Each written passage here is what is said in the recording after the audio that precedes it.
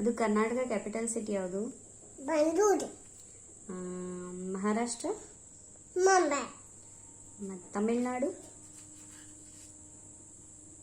ತಮಿಳ್ನಾಡು. ಚೆನ್ನೈ.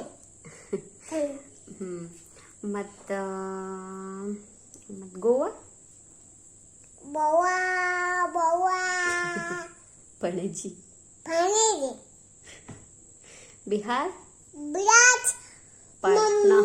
ಪಾಟ್ನಾ. ಮತ್ತು ಇದು ಆಂಧ್ರ ಪ್ರದೇಶ್? ಮುಂಬೈ. ಅಮರಾವತಿ. ಅಮರಾವತಿ. ಮತ್ತು ತೆಲಂಗಾಣ? ತೆಲಂಗಾಣ.